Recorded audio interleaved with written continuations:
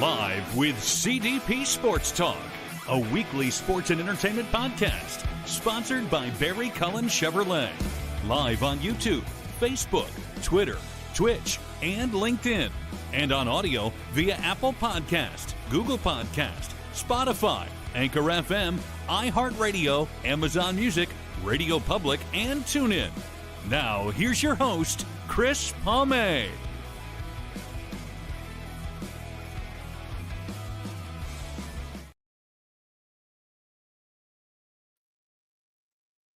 Good afternoon, everybody. Welcome to Season 13, Episode 51, overall 7-11 of Live with CDP Sports and Entertainment Talk Show, brought to you by our friends at Barry Cullen Chevrolet Dealership, located at 905 Woodlawn Road West in the Guelph Auto Mall. Check out their website, barrycullen.com, for the newest selection of new and pre-owned GM vehicles, along with their great selection of all-electric vehicles and Cadillac vehicles as well. You can call the dealership at 519-824-0210. Tell them Chris Palme sent you. Or you can email them at info@barrycullen.com. Barry Cullen Chevrolet Dealership has been family-run and operated here in the city of Guelph since 1969 and has been a proud sponsor, advertiser of Live with CDP Sports and Entertainment Talk Show for the past 3.5 years. And also, guys, if you're looking for an EV, an all-electric vehicle, there's no better place to check for one at Barry Cullen Chevrolet here in Guelph. I hope everyone is doing well on this Wednesday, May 20th. 2026, a lot cooler than it was the last couple days.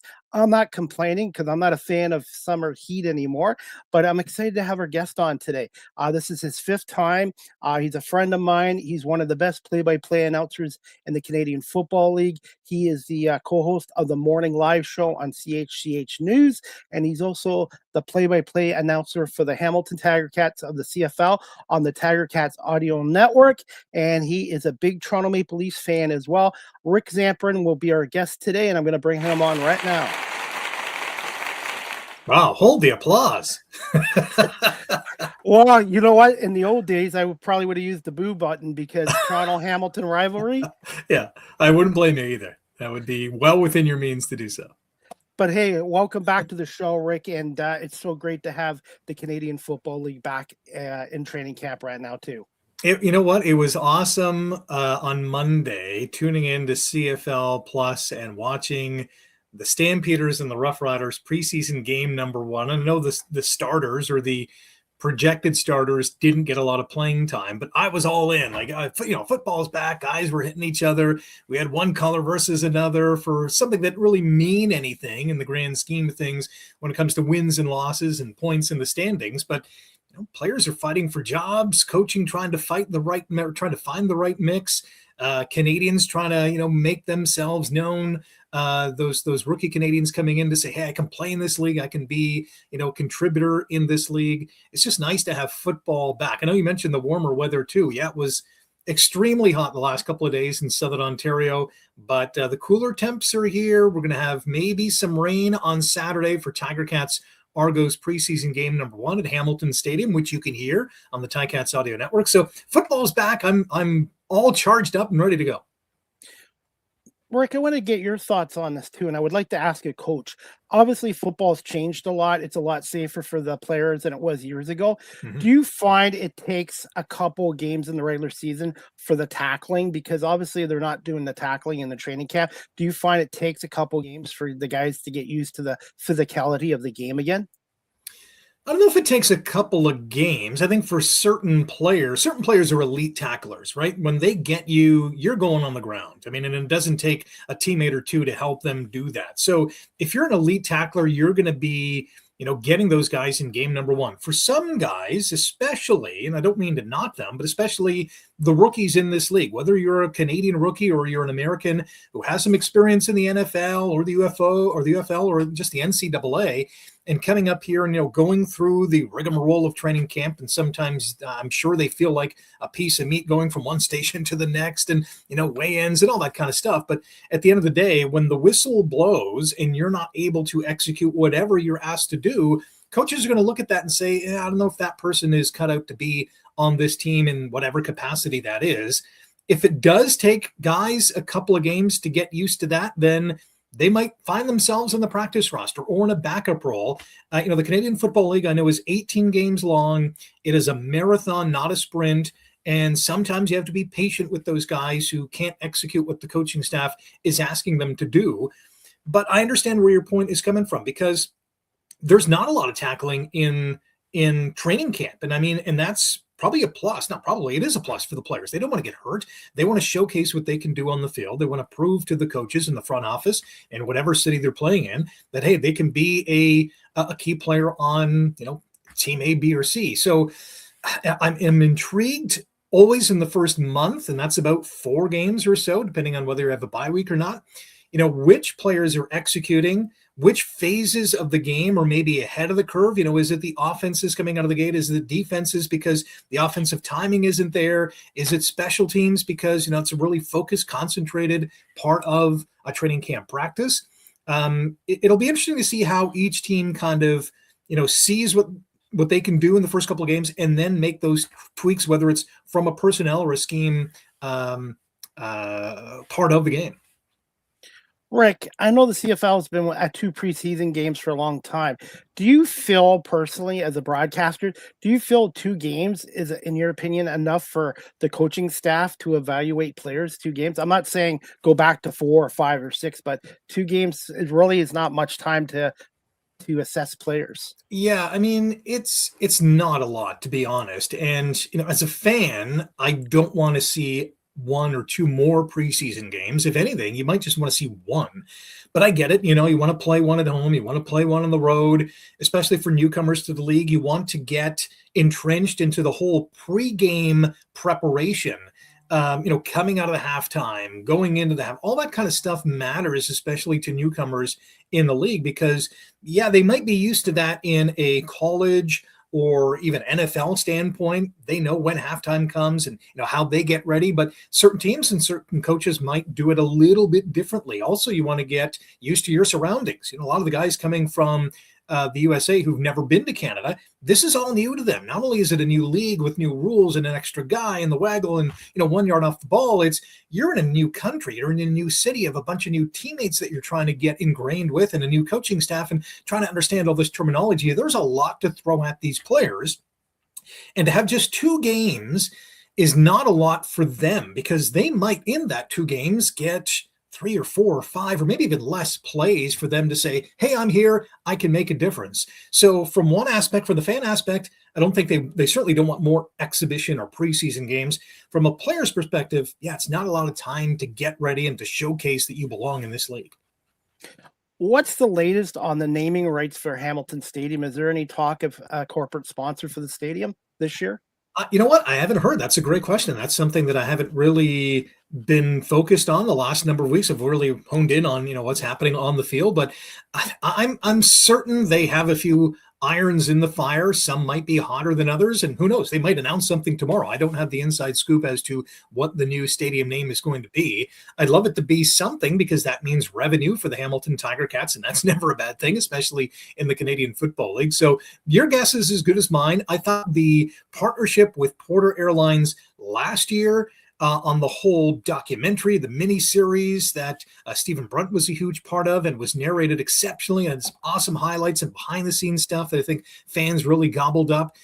From the Porter Hangar, which is going to be a new entity, and I got a glimpse of it earlier on in the year at Hamilton Stadium. This is a new, cool, dynamic aspect of what I think is one of the best stadiums in the Canadian Football League from a fan perspective. Great sight lines all the way around, and this is a new part of that venue that's going to be really exciting from a fan perspective. So, as far as the naming rights go, I do not have an answer for you, but I'm eagerly anticipating what the stadium will eventually be called.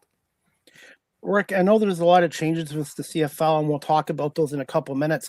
But one thing I've learned too, I was at the Rogers Center a couple of weeks ago for a Blue Jays game. Obviously, the Blue Jays product's been pretty good the last couple of years, but I've seen what they've done with the stadium, with the renovations, and how they're getting the younger generation to come out to games, even though they're not baseball fans. Do you feel the Hamilton Tiger Cats are doing enough with the in-game experience to get more people out to games who might not necessarily be diehard CFL fans. Yeah, I think so. And I think, a lot of the Canadian Football League teams are in the same boat. There's a big pie in terms of sports coverage or a sports appetite, if you will, from, the general fan out there. And you're going to spend a lot of your attention to maybe your favorite team. Let's say maybe it's a hockey team, maybe it's the Montreal Canadiens, and you're a diehard Habs fan, but you're also a football fan and you're a baseball fan and you love basketball. You love a lot of different sports, and that pie gets sliced up into different pieces or different size slices in terms of your fandom or your fandomonia. From a Ticats point of view, and again, I'm in the broadcast booth. I don't get to see everything from a fan perspective in terms of the entertainment value, but every once in a while I'll glance at the video board, or I'll see some of the activations on the field, or maybe a unique halftime show that has come to town. I know their pregame concert series has been a big hit, so that's a unique plus. I don't know if many of the other venues are doing that on a week-to-week basis, and that's a heavy lift for Canadian Football League team that's in the business of football, but is kind of leveled up in terms of the entertainment value to bring in these musical acts to entertain the crowd before the game or at halftime or whatever the case may be. They have activations after the final whistle sounds with families on the field or meet and greets. There's a family zone at Hamilton Stadium. So I think when you look back at the old Ivor Wynn days, there wasn't a lot of that really when I first, came to town in Hamilton in 2000, and it was a football game. And yeah, you had the cheer team and you had maybe some giveaways during the game, but that was about it. Now you have, concerts, and you have, giveaways and, meet and greets and all this merch. And it's a much different vibe. It's a much more enjoyable, I think, from a family perspective vibe. So I think the Ticats are, I was going to say, hitting a home run, scoring a touchdown with their in-game entertainment aside from what's happening on the field. And also, it's affordable entertainment compared to the National Football League. Oh, yeah. If you see the ticket prices now in the NFL with these billion-dollar stadiums, I don't know how the average family of four can go to a game nowadays. Yeah, especially with seasons tickets. Like, you're forking over thousands upon thousands of dollars, especially if you have a family of 3 or 4 or 5. That's a lot of money. And yeah, I know the NFL is on an island by itself in terms of its fandom and the amount of fans and TV revenue and all that kind of stuff. It's in a league of its own. And I'm comparing that to the NBA, MLB, NHL. Like, it's the NFL and then all the other ones down in the pecking order when it comes to the fierce fandom that goes with it, the betting that goes along with it. That's a big part of it. The broadcast, billion upon billion dollar deals that they have with various networks and streaming services. It is a monster, but I think the CFL, holds its own in terms of the entertainment aside from what's happening on the field. One thing I like about the Tiger Cats, and I'm not sure the other teams in the CFL are doing it, they're season ticket packages, but they also have a half a season ticket. If you can't go to every game, I think that's tremendous, where people can just get a half a season ticket as well with the Cats. Yeah, and I think, I'm sure other teams, and I think I've seen it as well, even going into this season and in previous seasons, these flex packs. If you can't make 10 games, including the preseason game, 9 in the regular season, 1 in the preseason. If you can't make all those 10, maybe go to 6, maybe go to 4, whatever the case is. I think teams are getting creative in terms of what they're offering fans. And that's a good thing, because maybe you're going to the cottage for the summer, or you're going away and you can't commit to every home game. You can pick and choose which ones you want to go to. So that's a unique venture that's not new to sports. We've seen it in other sports leagues that, hey, pick your 5 or 10 or whatever the number is amount of games, and we'll see at the ballpark or the arena or whatever the case is. We have a viewer watching from St. Louis, Missouri. He is a CFL fan. He's a CFL fan, a Toronto Argonaut fan. I met him on the GO train last year to Toronto, and he just wants to say 2 preseason games is a sweet spot. Any more or less, you mess with chemistry and opportunities. And he really loves the CFL, and Toronto Argonaut fan as well. And that's another thing too. The CFL that has a fan base in the States as well. So it's nice to get more exposure to those fans over in the States too. I can't tell you how many fans I've spoken to in the U.S., whether it's in Carolina or Rhode Island or Ohio or Pennsylvania, who have said to me or sent me an email or DM'd me or sent me something on social media to say, hey, just watch this CFL game, and now I'm hooked. I love it. It's the fast pace. It's the high scoring. It's, the 3 downs. It's lively. It's entertaining. The field's bigger. There's an extra guy. There's so much intrigue in terms of what's happening on the field. And then when you get hooked onto a team like this guy in St. Louis who's cheering for the Argos, like now you're in, right? Now you have skin in the game. You're cheering for a particular team, or maybe a set of favorite player or players, and that's what's fun about sports. You get hooked, and then you're all in. By the way, I couldn't believe this, Rick. Before I had you on the show today, I just thought about it. It is the 40th anniversary of the '86 Ticats team. Are they going to be honoring that team this year at Hamilton Stadium? I know the team's going to be honored. Yes, I can't believe it's been that long, to be honest. 40 years. What a team that was. A team that had gone to the Grey Cup 3 consecutive years, and finally in '86 they got the job done against the team in the Edmonton Eskimos at the time were supposed to smoke Hamilton. Like Edmonton was, the big cheese, if you will, and Hamilton just drove them into the ground on offense, on defense, on special teams. One of the most, and I think this is not talked about enough, one of the most impressive games, top to bottom, championship or otherwise, that a team has played, from the Ben Zambiazis of the world to Tony Champion, to guys who were there, got the job done, made huge plays, and won the championship. And Al Bruno leading the way, and it was such a great story. After a couple of years of failure, they finally got the job done in a game that they weren't supposed to be in at all, and they absolutely dominated. So it was fun to watch. And fun to reminisce with the guys who were on that team. So, yeah, long story short, they will be celebrated here in 2026, 40 years later. Hard to believe it. And they broke my heart, too, as an Argonaut fan, because that was a 2-game East series, and the Argos won the first one in Hamilton easily. Yeah. And then in the second game, I would love to talk to a member from that team, because something happened in that second game where they're trailing that just changed the Tiger Cat season and going on to beating Toronto and Edmonton for the Grey Cup. Yeah. Les Brown is part of that team as well. I never got to play in the Grey Cup because he got hurt in the week before. And I think there was just a belief, in talking to a lot of those guys over the years, there was just a belief that even after they lost that first game and they had to roar back and win, against the Argos, and I think they were down like 24 points or something. I can't remember what the number was. And they came all the way back. And I think that really proved to them that, yeah, they can do it. Like they can win this whole thing. And they ended up doing so. So it's going to be nice to see a lot of those guys come back and be celebrated. And I'm just thinking of all the names. I don't want to miss anybody. I know I've mentioned a few of them, but there's so many great players on that team who've gone out of the Hall of Fame or still idolized by many Ticats fans today. It's unbelievable to see that 40 years have already gone by. Now, Rick, do you see any little similarities between that team and this team?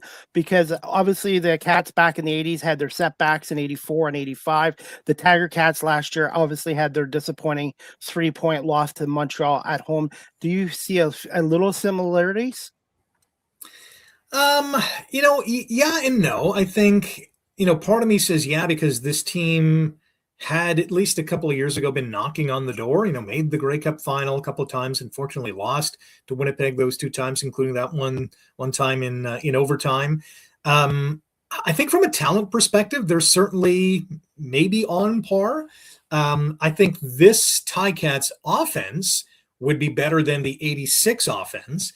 But the 86 defense, I'll take the 86 defense over the current Ticats defense. And that's just because there's a couple of question marks for me in terms of this Ticats team. And probably like there was at the start of the 86 season, like, well, okay, what's going to happen with this guy or that guy? But just seeing what that team in 86 did, in particular in the Grey Cup, was so impressive. Like 9 sacks, turnovers aplenty, then the offense capitalized on those turnovers. But yeah, I think there's some similarities in terms of, I think there's untapped potential with this 2026 team. Many of the guys who were there last year and even the year before, I think they have the potential to go all the way. That might seem biased, but when I look at this roster on paper, and I know the game's not played on paper, but there's a lot of talent here on offense, on defense, on special teams. And yeah, like every team, they do have a question mark or a red flag or a what if. Like, what happens if this guy doesn't perform? What happened if this first-year player or this, new addition to the team doesn't pan out? Every team has that. But I look at, the core of this Ticats group, and I'm still impressed with the likes of Bo Levi Mitchell, with Kenny Lawler, Keandre Smith, Wynton McManus, the new addition from the Argos, who I know you're well aware of. Julian Hauser had a monster year last year. Philip Osai came out of nowhere to say, hey, yeah, I belong in this league. I can be a difference maker. I can be a disruptor. Jamal Peters, Destin Talbot, Stavros Kasantonis. You go down the roster and you're like, yeah, they have a lot of good pieces to the puzzle. Mark Leggio, like bringing in Bob Dice as special teams coordinator. There's a lot to like. Now, for me, I want to see it translated on the field. Get off to a good start with some wins early on in the season, go on a big winning streak like they did last year and the year before that, and then come playoff time, put the pedal to the metal and win the whole thing. We'll see what happens. What are the Hamilton fans and the media's reaction to Wynton McManus coming to the Cats? Because you see him in the double blue. He's won a couple great cups there. It was sort of like Ben Zambiazzi, who came over to Toronto. As an Argo fan, I'm like, this doesn't look right, seeing Ben Zambiazzi as an Argo when he was a Tiger Cat. And I just wanted to get your thoughts and how much of an impact do you think McManus can have on this defense?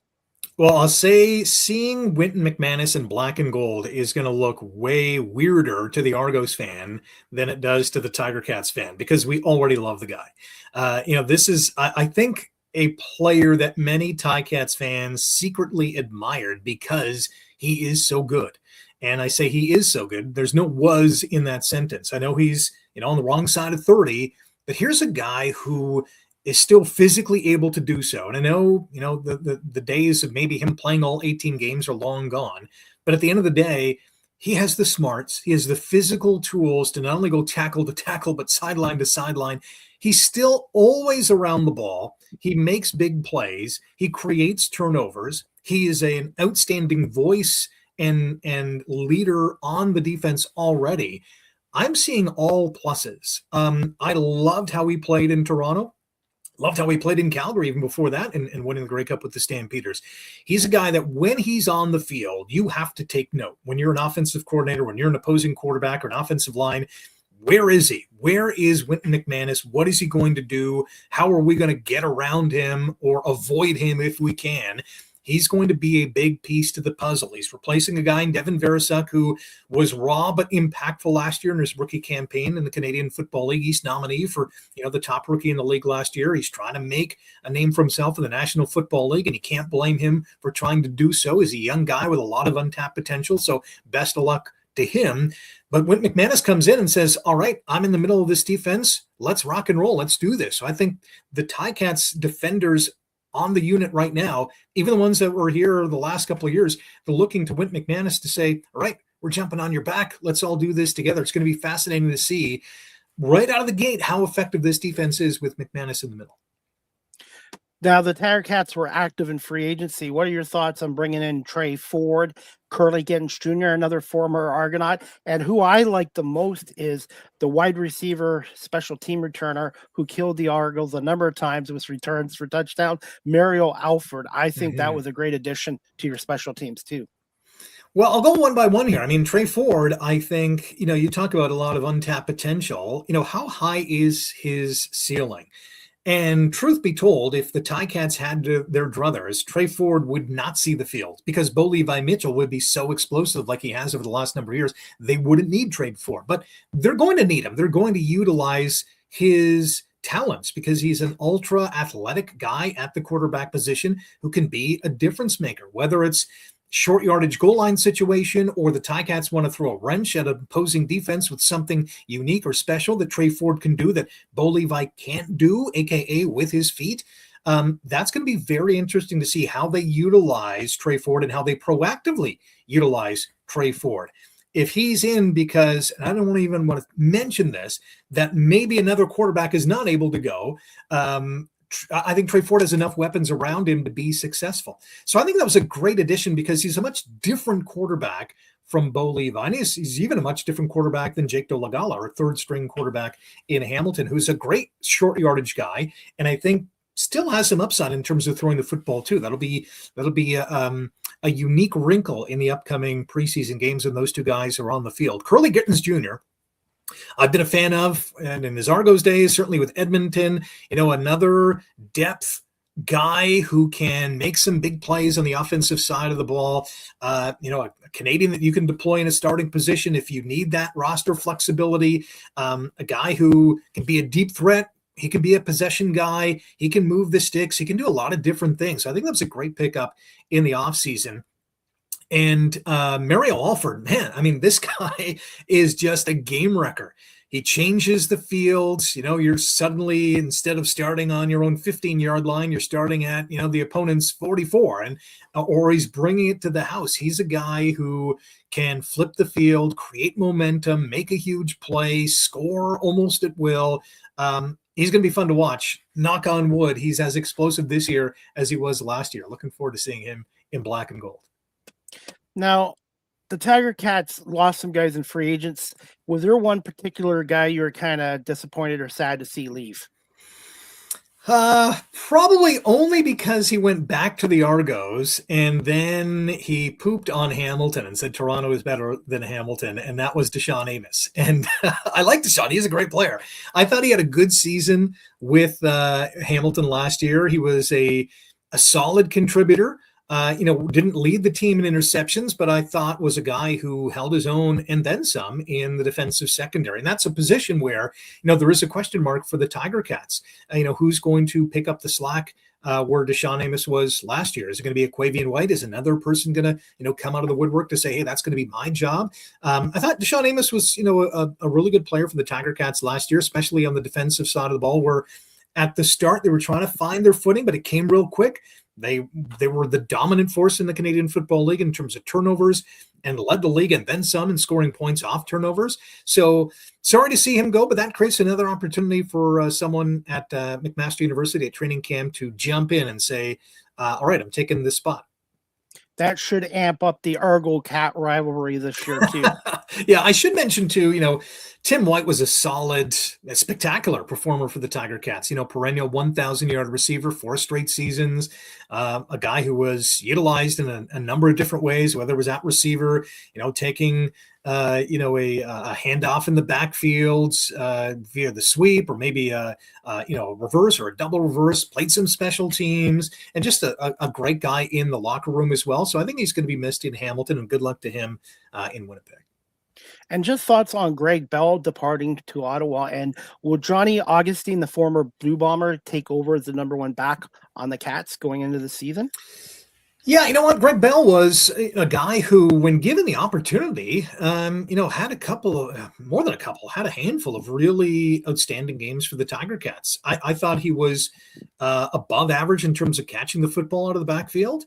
Blocking the pass rush, that's something that he's definitely going to want to work on, but, I think was improving throughout the year last year. With the Tiger Cats, I think the run game is almost secondary in terms of running the ball. Unless the coaching staff sees, like they did against the Alouettes, especially in Montreal in that first game, where it was kind of raining, and they thought, let's control the clock here with Greg Bell. He had a monster game. I think he'll do well in Ottawa. I think they're well positioned to score some points this year, especially if they utilize Greg Bell. There's a couple of running backs in Ticats training camp that I think they see an opportunity there, because I don't think Ante Milanovic-Litre is going to be the guy in terms of he's going to be your everyday running back. He's going to be your fullback. He's going to be your tight end. Johnny Augustine is a good fill-in in terms of, hey, here's a guy if, we have to take advantage of the ratio, or we have to tweak because of the ratio, or an injury-related situation. Johnny Augustine showed last year that he can carry the rock, or he can catch the ball out of the backfield. 2 guys, and I'm just want to confirm their names, Ogletree and Watts.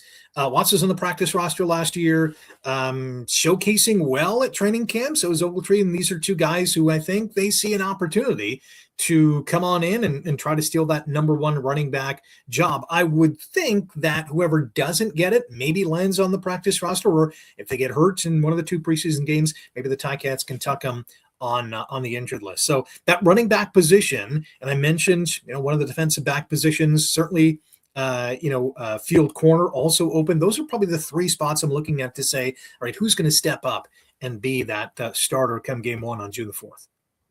Rick, is there still one area on this team that you're still not sure about heading into this 2026 season? I would say punter, because they got a couple of global guys who they've picked up, and I think these 2 preseason games are going to be huge. And I know Steve Milton, the Ticats multi-platform columnist, spoke to one of them, McCarthy. They're both out of Australia, and they both played in the NCAA.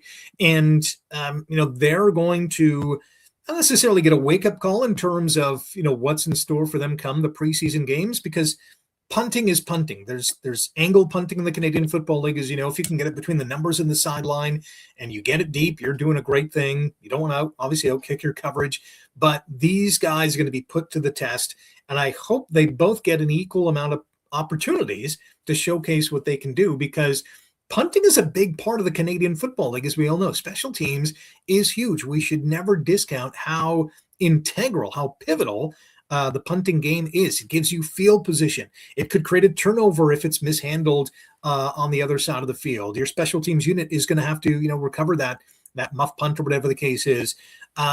Punting is going to be, I don't think it's a huge question mark in Hamilton. I'm very intrigued to see who steps up and how good they are compared to Nick Constantino, who I thought was a really good punter for the past couple of seasons in Hamilton, now trying to earn a spot with the Cleveland Browns in the National Football League.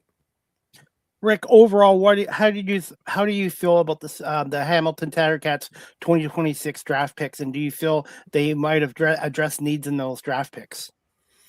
Yeah, I mean, Jonathan Dennis being their first guy midway through the first round, I certainly don't think he's going to be a starter in game one or maybe even year one. Here's a guy who has a pretty unique resume in the NCAA, was highly recruited coming out of high school and into college. Unfortunately, the injury bug kind of bit him, but by all accounts, he's got a high ceiling. He's going to be a guy that in maybe a couple of years from now, the Ticats will look at him to say, can he play left tackle? Can we move him to right tackle? Where is he best suited? And can he be, as he likes to say, a mauler, a road grader, a bulldozer who's going to block effectively well for the quarterback for the Tiger Cats, or, open up a hole or two for the run game. Overall, I thought, a solid class. They identified some needs. I think they filled in some depth gaps. I don't think any one name kind of jumps out at you to say, right, future superstar. I think they all have relatively high ceilings. It's now a matter of them whether or not they're going to hit those ceilings or not. Rick, who have been some of the players who have stood out in training camp and in the black and gold scrimmage game from your perspective so far? Well, by all accounts, you mean the black and gold game, Bo Levi Mitchell was on point, right? Like, he was hitting his targets. Didn't look like there was any off-season rust in Bo Levi Mitchell's arm, which is pretty, if you're a Ticats fan, you're excited about that. I don't think you're surprised by that, because last year and the year before, Bo Levi Mitchell was the East nominee for most outstanding player. And I think in both of those years, you can have made a case, and I certainly did in both years, that he should have been the MOP. Leading the league in yards or touchdowns or throwing attempts, or you name it, leading the team to a division title last year. I mean, I don't think this team could have asked anything more out of their starting quarterback. And I think he's coming into this season, again, a two-time East Division MOP nominee for the CFL's MOP award. I don't know if he's got it in himself to say, that was a slight on him, or, he should have won at least once, or maybe even both of those times. He might be using that as motivation. I haven't asked him about this, and he would probably slough it off if I did, because he's not really that kind of guy. He's a team guy. He wants to see the team win. And if he's playing well and he's hooking up with his receivers and the defense is doing their job and the special team is putting up points or creating turnovers or, stopping opposing special teams units from getting those big returns, I think he'll be all smiles. So he's the one guy who I think not only stirs the drink, but he's had a great start to training camp. I think he's mentioned this the other day, might be the healthiest or the freshest or the fastest footed that he's ever felt. And so if you're opposing teams, you're thinking, oh my gosh, like, this guy was electric the last couple of years. He's going to be potentially even better this year. How do we stop this guy? How do we stop this team offensively? So great sign for the Tiger Cats fans to see a big old number 19 ready to go come preseason, and certainly game number 1 against Montreal in just a couple of weeks' time. It's hard to believe. In terms of old-time Tiger Cat quarterbacks, would you rank Bo Levi Mitchell in the top 5? Oh, wow. The only knock against Bo as a Tiger Cat is they haven't won a championship. And you go down the list, and certainly all the guys in the top five, Danny Mac's certainly in my top five. Bernie Filoni is there. And then it starts to get, okay, who else do you put Kevin Glenn in there? Is Bo Levi in there? Is Mike Kerrigan in there? Is Chuck Ely in there? I think Bo's definitely in the top five. Where he ranks within that five, I can't put him at number one, again, because he hasn't won the whole thing.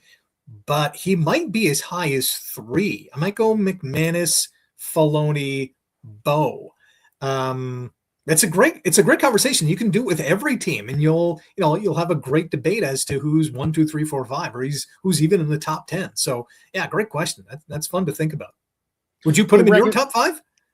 I absolutely would, and it's the same with Chad Kelly. If Chad Kelly can stay healthy and win a Grey Cup or two, he could be in the top five as well. And by the way, I've seen Chad Kelly in training camp. His mobility looks great. His arm looks great. And I think if he can stay healthy, the Argos are going to be more competitive this year. And I feel the CFL East is going to be really tough this year. I think Ottawa's going to be improved. Montreal, Hamilton, and Toronto. I think it's going to be a dogfight. Yeah, I'm looking forward to it. Should be a special division. Rick, if you got 5 more minutes, I just wanted to get your thoughts on the changes coming to the CFL in 2026 and 2027. I'm kind of trying to keep an open mind to it, but I just wanted to get your perspective. Refresh my mind. What changes are we talking about? Because there's been a lot. Are we talking moving the goalposts, or are we talking the Rouge this year? I guess the goalposts, the end zone being shorter, the goalposts going back, the elimination of the 55-yard line, and also too the playoff format has been changed too, and I'm kind of skeptical on that. So I just wanted to get your perspective on a lot of these changes coming to the league in the next 2 years. Yeah. So this season, we don't have the drastic changes this year, aside from the tweaked Rouge, which we actually saw in the opening kickoff of the Stampeders Rough Riders game on Monday, where the opening kickoff went through the end zone. No one touched it. And initially it was on the scoreboard on CFL Plus, it was 1-0, but it wasn't, because not only did no one touch it, it did not stay in the field of play. It went outside of the end zone. So a single point was not awarded. The Rouge was not in effect in that case. So I like the tweak Rouge rule. I really want to see it in play, and I want to see how it, if at all, affects the outcome of the game and field position in terms of where the ball is placed and all that kind of stuff. So there's certainly a ripple effect to that. I was keeping an eye on the play clock on Monday during the Rough Rider Stamps, because it's a 35-second play clock now. Referee will spot the ball, play clock starts, as opposed to referee spots the ball, everyone kind of gets ready, referee now blows the play in, and it's a 20-second play clock, which is still in effect the last 3 minutes of the first and the second half, which is, I think, great to see. You're not going to see any kneel downs, at least not the number of kneel downs we see in the National Football League. So the play clock, I think, is going to be a positive addition. I want to see it more or less when teams are using tempo offenses, or there's no huddle offenses. Is it going to create more offensive opportunities for those teams that do so? Because there might be a little more time in terms of play calling or setup. The other change that we're going to notice, I think, at least visually on the field, is the benches are now on either side of the field, which is not a huge change for the Canadian Football League. 2027 is where it's really at in terms of the goalposts are moving right to the back of the end zone. The end zone is going from 20 to 15 yards deep. There, as you mentioned, no center line, so 10 less yards on the field. And 8 of 9 teams make the Canadian Football League playoffs. So I like the fact that the field goal posts are moving and the end zones are being, cut by 5 yards, because I'm intrigued to see if this, in fact, does create more scoring. And when I say more scoring, more touchdowns. I think the figure was 60%. That Commissioner Johnston said that we're going to see 60% more touchdowns, or 60 more touchdowns in a season. So more scoring is good. Fans love offense. Offense sells tickets. Defense wins championships. The saying still applies to this day. The cutting of the 10 yards, that 110-yard long field, was, to me, still to this day, was a bit of a gut punch. I liked the uniqueness of seeing that field. It was the Canadian Football League. Right? We all kind of grew up with that 110-yard long field. Thankfully, the width of the field is staying the same, which I think is really important because let's not forget, there's 12 guys on the field, not 11. And so if you made the field thinner, you're going to hamper offenses because they don't have a lot of room to throw the ball around. So I'm not enthused about losing the 10 yards or the center line. That's certainly I'm going to have to do math a little bit differently in terms of field goal kicking because the goalposts are, at the end, you're going to add in those 15 yards or whatever the case is. So I'm really looking forward to seeing how this all works. And the last point I'll make about the new rules is the 8 of 9 teams getting in the playoffs, which I'm not a huge fan of. If there were 10 or even 12 teams in the CFL, okay, I'm all in on 8 of 12 or even 8 of 10 making the Grey Cup playoffs. 8 of 9 to me is a little much. And I think if you ask the players, yes, they're getting actually 4 extra playoff games in total. So if you make the playoffs, yeah, you might get an extra playoff game check, which is great for the players. I'm not going to discount that at all. But from a fan perspective and from, I think, a player perspective, if you finish in first, now you have to play the second place team. And if you lose that game, you got to play again to get back at that team you lost to in that first round. I can't remember what they're calling it.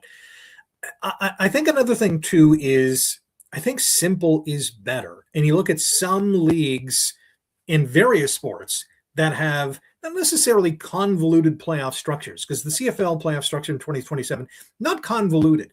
But when you have to, I think what you're going to have to do from a league perspective and from a media perspective, okay, fans, this is how it works again, right? We have to consistently remind fans how this is going to work. And I think it's going to take some time for fans to get used to the fact that when do we play again? Oh, if we lose this game, we do this and that and the other thing. So it's going to take some time. I really want to see come playoff time when those teams lose and then have to play the next week, what the mentality of those teams are. Obviously, after that, it's win or you go home. Again, if you finish first and you beat that second place team, you're now 1 game away from getting into the Grey Cup. So I think the CFL is doing a number of things. They're increasing the revenue, which is great for the league because they're adding more playoff games. I think they're making it harder to get to the Grey Cup.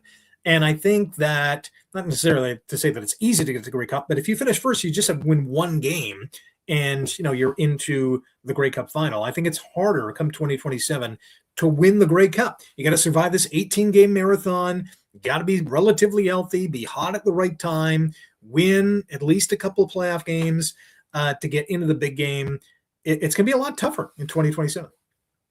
Rick, I agree with you on those points. As for the CFL, I would have done what the National Lacrosse League did, unified standings, get rid of the East and West, obviously 9 teams. 7 out of the 9 teams in my setup would make the playoffs. The number 1 team would still get a bye, and then it would be 2 versus 7, 3 versus 6, 4 versus 5. That's how I would have done it, but we'll see how this works out. I like that. And, that rewards a team for finishing first.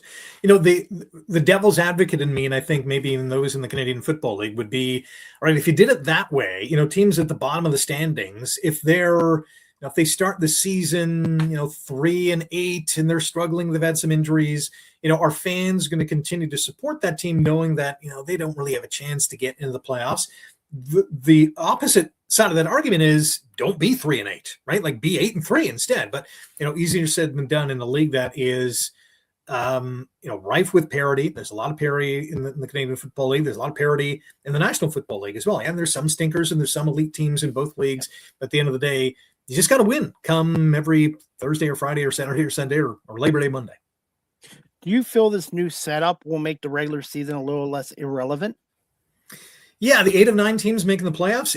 Yeah, absolutely. And even from a fan perspective, like, why am I going to go to a game in July when my team is 0-4 potentially, and knowing that now they're behind the 8 ball, or your team's 0-4 or 0-6, and they still have a chance to get that number 8 seed. Like the regular season now, or come 2027, is going to be watered down because every game is not nearly the end of the world. And even though it's not at that point now, we've seen teams start 0-5, still make the playoffs, still win the Grey Cup in BC Lions case a few years ago.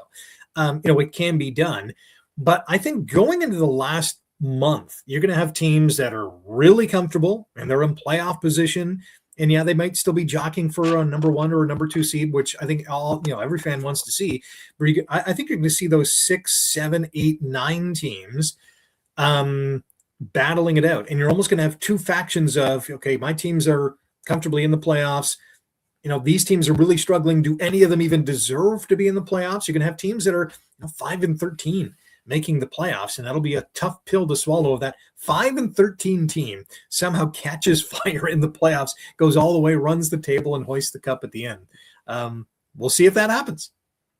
We nearly had that happen in the 81 Grey Cup, where Ottawa was, I think, 4-12 or 4-11, and they almost upset the Dynasty Edmonton Eskimos. So I'll keep an open mind on it, Rick, but I like to see them look at changing that by 2027 or 2028, because I don't think teams should get rewarded by having bad seasons, like winning 2 or 3 games. I think being in the playoffs, you at least have to be a 500 team or better, in my opinion. Yeah, and in saying that, listen, when the 2027 playoffs roll around and our favorite teams are within the top 8, I don't think we'll care about the playoff format. I think we'll care that our teams are in the playoffs and have a chance to win the Grey Cup. Unfortunately, the one team that doesn't make the playoffs, like, how bad was that season? My gosh.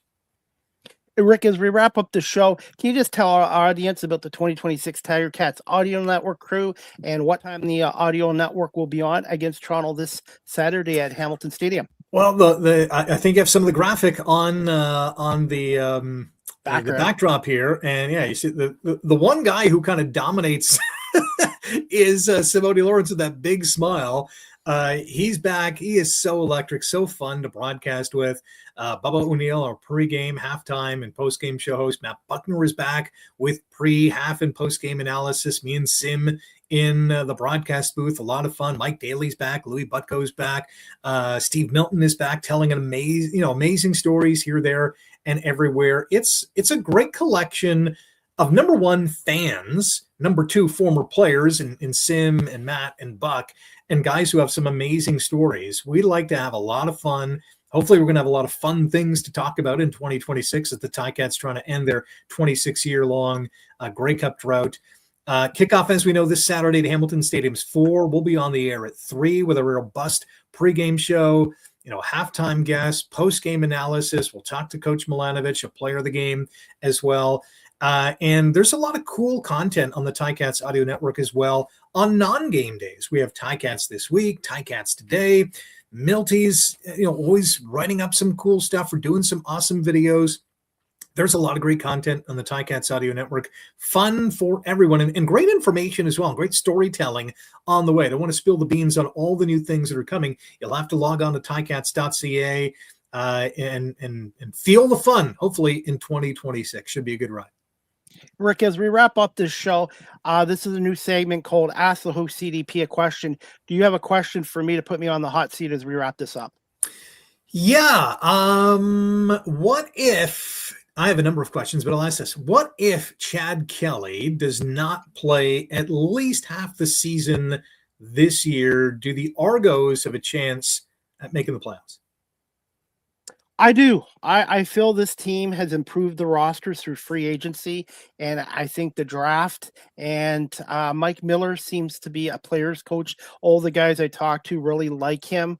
The quarterback's coach since 2022, and last year they were 5-13, Rick. But a lot of the games came down to the last 2 minutes, 1 minute, and there was a lot of games they could have won. It wasn't like they were blowing out every game, and I agree with Penbull there. They could have easily won 9 or 10 games last year with a few breaks in that. I think the key for the Argos this year is keeping Chad Kelly healthy. And even if he's not at his 2023 MOP level, I do feel this team is going to be very competitive. And I do expect him to make the playoffs. As a Grey Cup contender, much too early to tell, but I do feel they are going to be a playoff contender. And I think the CFL East is going to be very strong with all four teams to this year, especially with Ottawa getting Ryan Dinwiddie, who I think is a terrific head coach as well. And obviously Montreal, they're pretty consistent. And the Tiger Cats obviously have a team built to compete for the Grey Cup. Mm-hmm. Yeah, it's going to be fun to watch. Absolutely. Hey, Rick, finally, where can our audience follow you on social media, the Tiger Cats and CHCH Morning News? Yeah, whether it's on Instagram or X, TikTok, LinkedIn, Blue Sky. I'm trying to remember all the social media apps that I'm on. At Rick Zamperin. It's simply at Rick Zamperin on all those social media platforms. I co-host Morning Live with the legendary Annette Hamm, weekday mornings from 6 until 10 on CHCH TV. You can find it on Parrot TV as well if you want to stream. Ticats Audio Network, as I mentioned, we're broadcasting all the games home and away. We're going to bring you some awesome content, as I mentioned, outside of each and every game. I'm looking forward to seeing the fans in the Porter Hangar at Hamilton Stadium this year. And hopefully, just hopefully, the boys in black and gold raising that Grey Cup at the end of the year. Hey, Rick, and hopefully we'll see you in Guelph on Friday, May 29th at 7 o'clock at Alumni Stadium with the Argos and Cats here in Guelph as well. Yeah, we'll be there. And I know the last time that these two teams met at Alumni Stadium, the Argos rallied for a preseason win. It doesn't really matter who wins. I want to see these guys showcase their talents. They're special athletes. They're awesome guys to be around. It's been a lot of fun, catching up with some of the old faces and new faces in Ticats training camp. And I'm looking forward to seeing what they can achieve in 2026. Well, Rick, I want to say thank you so much for coming back on today again. Continuing success with the Cats and CHCH Morning News. And I'm looking forward to seeing you in Guelph in a couple weeks and hopefully a number of times in the Hamilton Stadium press box as well. I always really, even though I'm an Argos fan being media, I really appreciate the Hamilton Tiger Cats and the Canadian Football League. And thank you so much, Rick, for coming on here today. I appreciate it. Thanks for having me, and congrats on episode 711. That is phenomenal. Keep it going. We're looking forward to the episode 1000. Maybe I'll be back for the 1000 show. That's my goal, and I'm just going to continue to build my brand and continue to get opportunities, and I love what I'm doing. This doesn't work when you have a passion for something. Absolutely. Thanks for having me. Thanks, Rick. We'll talk to you soon. All right, everyone, that wraps up season 13, episode 51, overall 711 of Live with CDP Sports and Entertainment Talk Show, brought to you by our friends at Barry Cullen Chevrolet Dealership. Before we wrap up this show, guys, I did a little interview at the Paris Fairgrounds Butter Tart Festival this weekend, and I'm going to play a little interview with a local gentleman from Kitchener, Ontario. His name is Ifoma Smart. He is a founder and co-owner of Wicked Smart Hot Sauce out of Kitchener, and I'm going to play the interview right now, courtesy of my YouTube channel. I'm here live at the Butter Tart Festival at the Paris Fairgrounds here in Paris, Ontario, and I have a gentleman here from Wicked Smart. Can you just tell us your name and a little bit about yourself? Hey, Chris, nice to meet you. My name's Ifoma Smart. I'm the owner and founder of Wicked Smart Hot Sauce. So what's the story behind Wicked Smart Hot Sauce? Yeah, so I started the company in December of 2020 during COVID times. We couldn't travel anywhere. We couldn't go anywhere. And I've been making hot sauce for years and years, inspired by my mom and my grandmother, based on our Trinidadian cultural heritage. My twist is very different, though. I use Trinidadian and Caribbean inspiration, but local ingredients. Can you just tell our audience a little bit about each bottle? Absolutely. So our most popular is a maple chipotle. It's made with maple syrup from St. Jacobs. This sauce won second place last year at the Royal Winter Fair in the hot sauce division. Next up, we've got Soca, one of the first sauces that I launched the brand with. It's a peach, lime, and habanero. Followed by that is Padna. Padna is our newest sauce. It is a tamarind hot sauce. It's going to be a little sweet, very, very tangy. Up next, we've got Kaiso. Kaiso is a mango and Trinidadian scorpion pepper. It's going to be bright, citrusy, really summery and tropical. Goes great with grilled shrimp or tacos. Over here, we've got our dill pickle hot sauce. It's a dill pickle and ghost pepper. In the Caribbean, a ghost or a spirit's called a duppy, so obviously we use dill pickle, and that's why we're crushing this. Up next, we've got our locally sourced honey infused with Carolina Reaper. It's a hot honey hot sauce that we launched in 2023. It's named after my grandmother, Daphne. And like her, this sauce is sweet and spicy. Last but definitely not least, we've got our hottest sauce, Calypso. Calypso is made with 2 kinds of peppers, Scotch bonnets and Carolina Reapers. This sauce was featured on Hot Ones Caribbean Edition Season 4. You do not want to start with this one. You want to finish here, but don't start here. And in your opinion, what makes a really good hot sauce and yours stand out from the others? So it boils down to really 2 things, flavor and heat. You can have a really great tasting hot sauce, but you should not compromise on the heat, or vice versa. So all our sauces are designed to taste really good, and some of them are hotter than others. That's what makes them pretty wicked. What's one fun fact about Wicked Smart? One fun fact. One fun fact about Wicked Smart is we started 5 years ago, and we now have 7 sauces. We extended the brand last year from sauces to snacks and spices. Over here, Chris, we have our popcorn. So we have hot sauce infused popcorn. We have our maple chipotle popcorn. We have our dill pickle popcorn, our hot honey, and this is our really popular Calypso popcorn. It's our spiciest. And finally, where can our audience find you on social media? And do you have a website and the best way of contacting you? Absolutely. So you can find us on Instagram at WickedSmart_hot sauce. You can find us on Facebook. Simply look up Wicked Smart Hot Sauce. And our website is www.wickedsmarthotsauce.com. Place your order online. You're not going to be disappointed.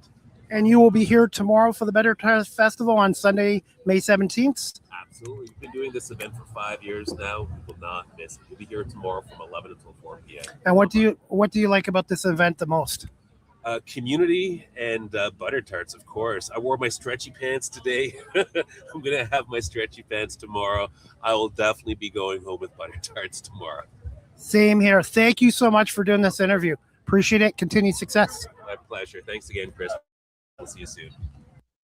That was Ifoma Smart, the founder and owner of Wicked Hot Sauce out of Kitchener, Ontario, at the Butter Tart Festival this past weekend in Paris, Ontario. WickedSmartHotSauce.com, and a great guy. Please support small local businesses like Wicked Smart Hot Sauce out of Kitchener, Ifoma Smart as well. I want to say thank you to Rick Zamperin, the play-by-play voice of the Hamilton Ticats and the co-host of the morning live show with Annette Hamm on CHCH News, for coming on here as well. And I have an announcement before we wrap up the show, guys. I have a cooking class to go to.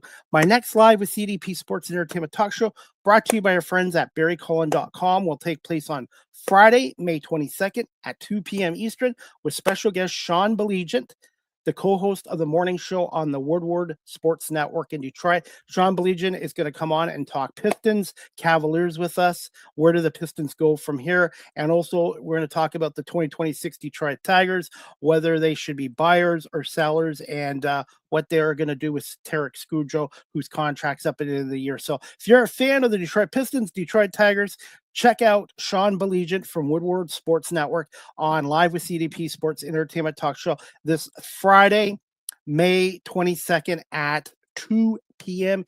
Eastern. And as we wrap up the show, guys, again, Live with CDP Sports Entertainment Talk Show is brought to you by our folks at Barry Cullen Chevrolet. Right now, there's an adventure starts with an EV health check package at Barry Cullen Chevrolet dealership.